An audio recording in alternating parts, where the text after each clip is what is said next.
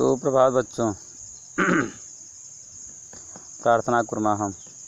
या कुन्देन्दु तुषारहार धवला या शुभ्रवस्त्रावृता या वीणामरदण्डमण्डितकरा या श्वेतपद्मासना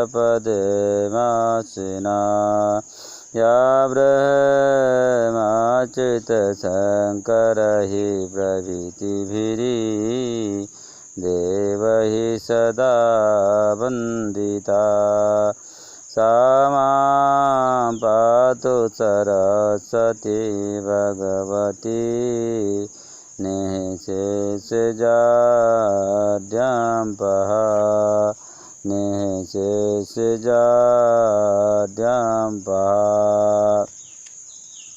नमामि संस्कृतं नित्यं वदामि संस्कृतं सदा ध्यायाय संस्कृतं सौम्यं वन्दे संस्कृतमातरं वन्दे संस्कृतमातरम्। बच्चों, हम थोड़ा सा सबसे पहले व्याकरण के बारे में देखते हैं, क्योंकि बिना व्याकरण शास्त्र की ज्ञान के हमको साहित्य का ज्ञान प्राप्त नहीं हो सकता है। जब तक हमें थोड़ा भी ज्ञान व्याकरण शास्त्र में न हो और तब तक हम साहित्य के बारे में कुछ ज्ञान प्राप्त कर नहीं सकते।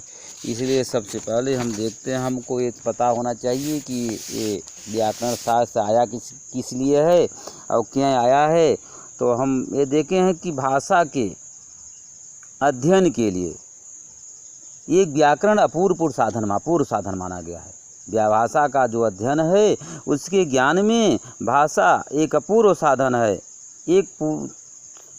एक साधन बिना कोई कार्य नहीं होता, अर्थात बिना व्याकरण की भाषा का ज्ञान हमें प्राप्त नहीं हो सकता है। भाषा में अनेक ध्वनियाँ होती है। इन ध्वनियों के प्रतीक को वर्ण कहते हैं। सबसे पहले हमने क्या देखा कि भाषा में अर्थात हम जिस माध्यम से अपने विचारों का आदान प्रदान करते हैं वही भाषा है। लेकिन भाषा का ज्ञान होता कैसे है, तो हमने देखा कि अनेक ध्वनियाँ, भाषा में अनेक ध्वनियाँ होती हैं। इन ध्वनियों के प्रतीक को हम वर्ण कहते हैं। भाषा में अनेक ध्वनियाँ होती है, इन ध्वनियों के प्रतीक को हम वर्ण कहते हैं। और अनेक वर्णों के मिलने से शब्द बनता है। हमने देखा कि हम अपने विचारों का आदान प्रदान किस माध्यम से करते हैं।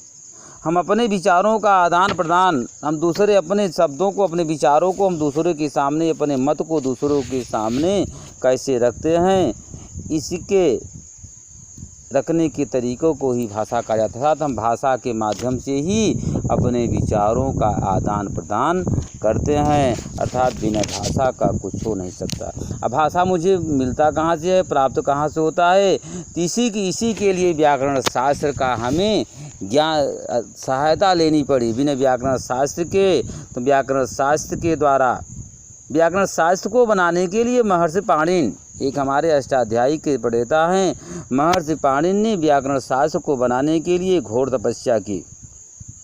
उन्होंने व्याकरण शास्त्र को बनाने के लिए इतनी गहन तपस्या की कि उनकी तपस्या से एक दिन ऐसा हुआ, शंकर जी प्रसन्न हुए। और जैसे ही शंकर जी प्रसन्न हुए, उन्होंने अपने डमरू को बजाया और उन्होंने अपने डमरू को 14 बार बजाया। महर्षि पाणिनि के तपस्या से शंकर जी ने अपने डमरू को 14 बार बजाया प्रसन्न होकर।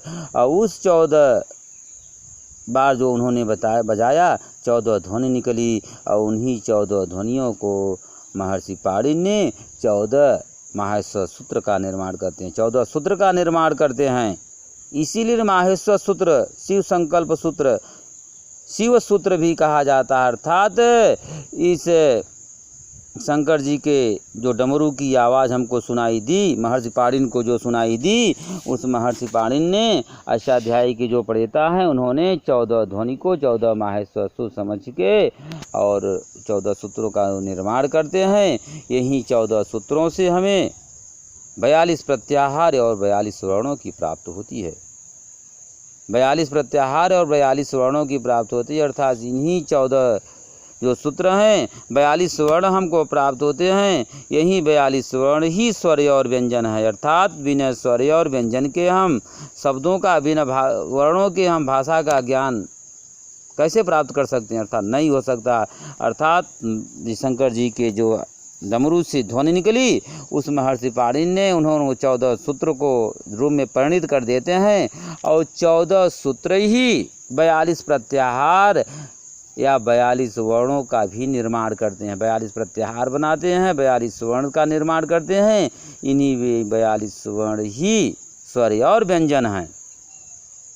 यही 42 वर्ण स्वर और व्यंजन है। इसमें शुरुआत के जो 4 स्वर हैं वो स्वर के होते हैं, आरंभ की जो 4 सूत्र हैं वो स्वर के होते हैं, इसमें 9 वर्ण होते हैं, और अंतिम के जो 10 सूत्र हैं वो व्यंजन के होते हैं और उसमें 33 वर्ण होते हैं।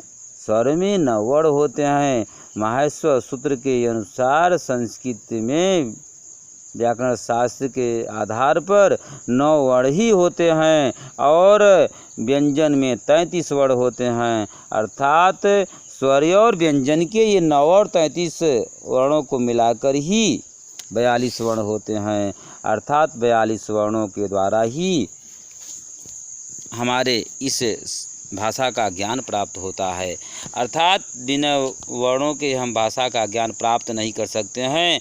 तो भाषा का ज्ञान प्राप्त करने के लिए हमने सबसे पहले देखा कि महर्षि पाणिनि की जिस तपस्या से सूत्र प्राप्त होते हैं, उन सूत्रों से जो 14 सूत्र होते हैं, 14 सूत्र से 42 वर्ण हमको प्राप्त होते हैं। उन 42 वर्णों में 9 स्वर और 33 व्यंजन होते हैं। 2 भागों में बांट दिया जाता है। यही 33 स्वर और व्यंजन 33 व्यंजन और 9 स्वर हैं। 42 के द्वारा ही हम इसका ज्ञान प्राप्त करते हैं।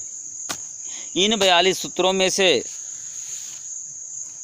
स्वर के आरंभ के 4 ही सूत्र होते हैं, अंतिम के व्यंजन के होते हैं। तो कहा जाता है कि भाषा में अनेक ध्वनियाँ होती हैं, इन ध्वनियों के प्रतीक को वर्ण कहते हैं। अर्थात भाषा में ऐसी ध्वनियाँ होती है, इस वर्णों के प्रतीक को हम वर्ण कहते हैं, क्योंकि बिना वर्णों के प्रतीक को हम शब्दों का निर्माण कर नहीं सकते। अर्थात अनेक वर्णों के मिलने से शब्दों का निर्माण होता है। जब इन जो ध्वनियाँ हमको निकलती हैं उसके प्रतीक को वर्ण करते, अर्थात थोड़ी सी ध्वनि जो मुझे सुनाई देती है। भाषा में कहा जाता है अनेक ध्वनियाँ होती है, यही अनेक ध्वनियाँ ही वर्ण हैं। अर्थात ध्वनियों के अनेक ध्वनियों के प्रतीक को ही वर्ण कहते हैं और अनेक वर्णों के प्रतीक को ही शब्द कहते हैं, और कई शब्दों को मिलाकर ही भाषा का निर्माण होता है। अर्थात अनेक शब्दों के मिलने से भाषा का निर्माण होता है। इस भाषा को नियंत्रित करने का जो कार्य करता है वही व्याकरण शास्त्र है। अर्थात बिना व्याकरण शास्त्र के ही भाषा का ज्ञान हम प्राप्त नहीं कर सकते हैं। इसलिए भाषा का ज्ञान प्राप्त करने के लिए हमें व्याकरण शास्त्र का आधार लेना जरूरी होता है। बिना व्याकरण शास्त्र के हम भाषा का ज्ञान प्राप्त नहीं कर सकते हैं। अर्थात भाषा का ज्ञान बिना व्याकरण शास्त्र के अधूरा है। इसलिए व्याकरण शास्त्र को भाषा के ज्ञान के लिए ही बनाया गया है।